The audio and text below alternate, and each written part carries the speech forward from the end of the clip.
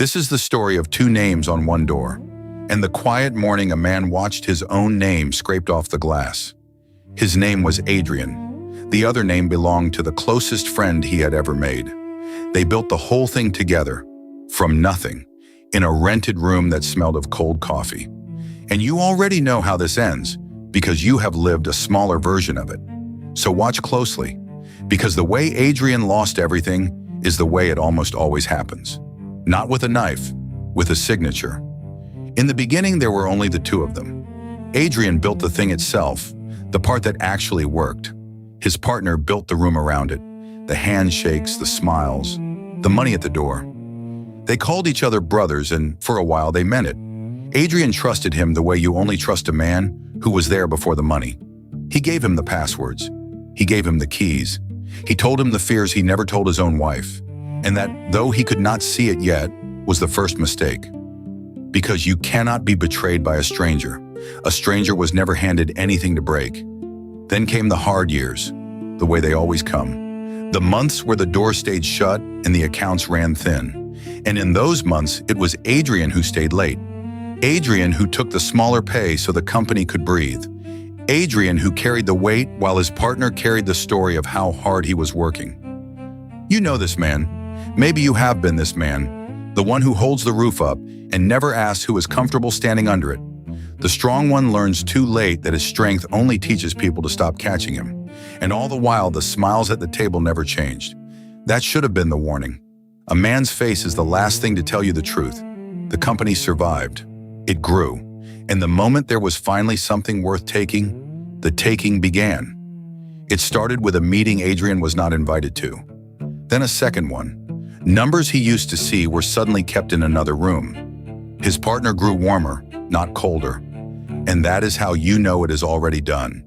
They are never kinder to you than in the week they have decided to remove you. Then came the letter, dressed as a decision the board had made together. New direction, different vision, words with no fingerprints on them, and underneath all the soft language, one hard fact. The name on the door was going down to 1. Here is the part that takes years to say out loud. It was not sudden. While Adrian was carrying the weak seasons, his partner was quietly building the exit.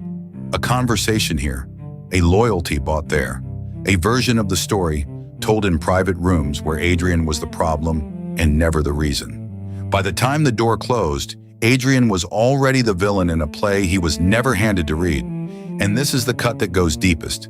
The map they used to remove him, he had drawn himself. Every fear he confessed became a lever. Every weakness he trusted someone with became the exact place they pressed. Seneca said it 2,000 years ago, and it has not aged a day. There is no one we trust so completely as the one who is about to deceive us. Trust was not the proof that betrayal was far away. Trust was the very thing it fed on. So why do men do this to the ones who built beside them? Schopenhauer answered it without blinking. Most men do not love you. They love what your presence does for them. Remove the benefit and you remove the man. Adrian was never a brother to his partner. He was a season, useful in the cold, discarded in the sun. And the partner did not feel like a traitor while he did it. He felt like a man finally taking what he had earned. That is the quiet horror of it. The ones who betray you almost never think of themselves as the betrayer. They carry a story in which they were always right, and a man at peace with a story like that will never send the apology you are waiting for. So Adrian did what you would do. He replayed it. Every night in the dark, he won the argument he had lost in the day. He counted the hours he gave, the pay he skipped, the truth he was owed. But while Adrian burned, his partner slept. He had eaten dinner. He had already forgotten the weight of what he did. Your enemy does not lie awake in the house you keep on fire for him. Epictetus said it plainly. You are not wounded by what happens to you, but by your judgment of it. The betrayal took 1 season. The suffering is the lease Adrian kept signing long after the man had moved out. But here is where the story turns. The morning his name came off the glass, Adrian expected to feel destroyed. Instead, in the silence, he finally heard something true. The betrayal had not taken his future. It had simply stopped standing between him and the truth about who these people were. He had not lost a brother. He had lost a bill he never knew he was paying. Every warm year had been an invoice, and he had been quietly covering it the whole time. And the skill he built, the thing that actually worked, walked out of that building inside him. They kept the name. They could not vote out the man who knew how to build it again. That is the one thing a traitor can never take. The talent was never on the door. It was in the one they removed. So if you are Adrian tonight, replaying your own scraped-off name, hear this. Stop mourning the betrayal. Read it. The silence after your fall was not an absence. It was an answer, arriving late but complete.